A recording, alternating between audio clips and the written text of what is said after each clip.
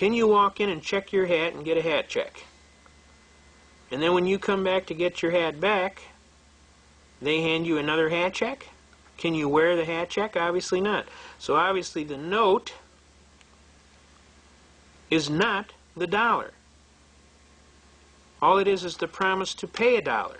Does everybody understand that? And what has happened over a long period of time in custom and uses is the people have been hoodwinked into thinking that they have money, dollars. There are no dollars. Dollar is a unit of measurement. Which brings up a very famous case, the case of Montgomery Wards versus Eugene Glacier. For those of you who want to order the case, we'll be happy to give you the court case numbers. Let me take this off so it doesn't reflect too much. This is a very famous case, okay?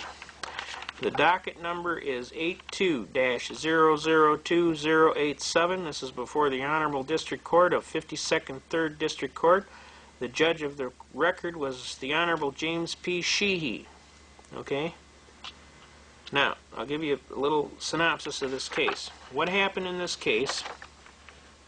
Did everybody get the court number first, though? 82-002087. Alright, now, what happened in this case, to make a long story short, this gentleman's wife got a little mad at him and decided to take his credit card and go out and charge to Montgomery Wards from the front door to the back door, and he ran up quite a large sum of debt. The matter got, of course, Montgomery Wards wasn't going to take it back. You bought it, it's yours, you got it. Now, they went to court and came up before the famous Judge James P. Sheehy of 52nd 3rd District Court, who, by the way, is a very excellent judge, very knowledgeable, very a decent man, a kindly man. He's pretty serious business, though. If you're screwing around, he's going to hammer you, but most of the time he's quite congenial and kind of a lot of fun, too. But it came up before his court, and up jumped the devil in the deep blue sea, and they're starting to argue, and the judge is saying, well, let me ask you a question. He said, did you get a credit card? He said, yeah. So you signed for the credit card? He said, yeah. He said, you give the credit card to your wife? He said, yeah. He said, here's the bill. You pay. He says, okay, Judge, now let me explain something to you. You told me that the judgment is for this amount. Is that right? And I'm asking you, and you told me it's this many dollars, and I'm asking you for a determination of the dollars. What dollars? He said, sir, you can interpret it any way you want. You can make it frankincense or myrrh. I don't care. I don't care if you don't even pay this judgment. I'll tell you what, don't pay it. There's a lot of documents in the basement, they never pay them. He says, don't pay it, we'll just take judgment against you and we'll attach it, whatever we need for writs of attachment, and we're going to collect on this debt. He said, sir, you misunderstand my point. Now, you have told me this amount of dollars, and I'm confused here. I need to know something about these dollars. He says, well, let me clarify it for you. I've entered a judgment against you for the amount due, all right? He said, yes, sir, but if I ask you for a pound of something, you're going to say a pound of what? And if I ask you for a gallon of something, you're going to say a gallon of what? And if I ask you for a foot or a yard of something, you're going to say a foot or a yard of what? Now, you're coming to me and telling me dollars, and I'm asking you dollars of what? Because dollar is a unit of measurement. He said, you can make it anything you want. Tell you what, make it coffee beans. Now, at that instant, the Montgomery Wards attorney came to a half rise, and he went, Your Honor, Your Honor, there was 40 of us plus in the court, and we sat there, and all we could do was go, because we realized instantly what this judge had just did. He had made a determination of the substance of the money of account of the United States government pursuant to coffee beans. With great courage, the Honorable Judge James P. Sheehy had made a determination that the substance of the money of account of the United States government was coffee beans. That's what we told the Wall Street Journal and all the newspapers and television stations that would listen. He was most upset about that. Instantly, the judge looked across the room. We're all sitting with our jaw on the ground. And he leaned back in his chair, flipped his pencil in the air, and he said, "Ah, S with a hit," on the record. He realized that a landmark Michigan court decision had occurred. He realized that Montgomery Wards wasn't going to say nothing. Because they won. They ain't going to appeal. They won. What are they going to appeal? You won? You won. You won? You won. There's nothing to appeal. We weren't going to appeal because we won too. We got the judge to make a determination that the substance of the money of account of the United States government was coffee beans.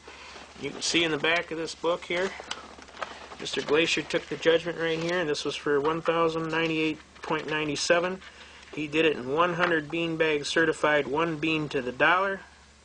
and 97/100ths. We cut the tip of the bean off, painted a white line on it. He sent it to Montgomery Ward's. We got it on there? Mm-hmm. Please find enclosed in this package 1,148 coffee beans, which is payment in full, pursuant to Judge of the 52nd District Court, October 8, 1982, before this Honorable Judge James P. Shee. I thank you, sir, for your time and trouble concerning this matter. Most graciously, yours truly, Eugene Glacier. And it's certified mail sent to him. They never said nothing. Nor would they, nor could they. He honored the stipulation of the judge. Okay? Now, to this date, this gentleman comes to court with a big red bag, marble bag, full of coffee beans that he's got stenciled on the side, Gene's Beans. I'll read you the last statement. This is kind of hilarious. It's pretty good. He's asking for a determination of the substance of the money of account. I'll read you about the last 3 pages. He goes, all right. Therefore, really out of his own testimony, it seems to me that judgment really is unavoidable in that amount. Thank you, Your Honor, the court. Anything else, sir? You have the right to a closing argument, Mr. Glacier. Only that I don't think I received a fair and equitable trial here today, the court. This is a closing argument regarding this trial, okay? As to the subject matter, Mr. Glacier, subject matter, I have nothing to add to the subject matter here, the court. The court makes the following finding of facts, that the court finds that pursuant to Plaintiff's Exhibit Number 1, that Mr. Glacier, Eugene Glacier, entered into a contract with Montgomery Ward's and the company which it is a monthly account. 2, pursuant to Plaintiff's Exhibit Number 2, that the account was used by probably 99% of the time of the purchases by his wife while they were married. Number 3, that for testimony of Mr. Davison's unrebutted testimony, Mr. Davison, the balance owing on the account is $1,098.97.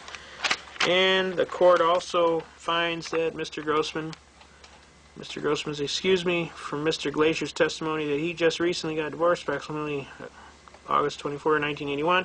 And in that divorce proceeding, he accepted the liability on this account as between he and his wife. Based upon the information, the court makes a conclusion of law that Mr. Eugene Glacier, defendant, this matter owes Montgomery Ward $1,988.97. Court finds a judgment in favor of plaintiff in the amount of plus costs. Mr. Glacier, you have a right to appeal this, and that appeal, I think, is in 15 or 20 days, Mr. Grossman. Mr. Grossman, 20, Your Honor, 21, actually, out of county 23. I think it's 20 all over now, Your Honor, the court. I think it is. It used to be 15 on some cases and 20 on others, and I could never keep it straight, but I think it's 20. You have a right to appeal in 20 days. If you appeal, let me explain to you how you do that. You have the file with the court with the circuit claim of appeal. Are those the ones that are marked by the way those exhibits? Mr. Grossman, oh yes, sir, Your Honor, that's right. The court. We better keep those. You can give him a copy of the other ones. By the way, you can file a claim of appeal with the circuit court in this court. You also make a request to the court stenographer for a copy of the record. A copy of the record must file within a certain amount of time.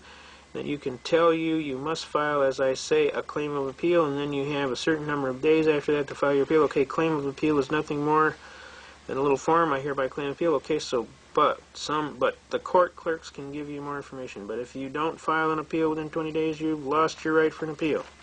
Any other questions before the court recesses? I'd still like to have a motion for a more definite statement. Dollars of what? Do I owe the court dollars of what? The court. The court has made it. Now this is after he had already told them dollars of what before, and the judge told him frankincense and myrrh, and then he kept hammering away at this dollars of what, and then the court lost its cool. The court has made a judgment of $1,098.97, and however you interpret that, sir, if you want that in coffee beans, that's okay with me. Really? Okay, thank you much. And at that point, we all went, ah.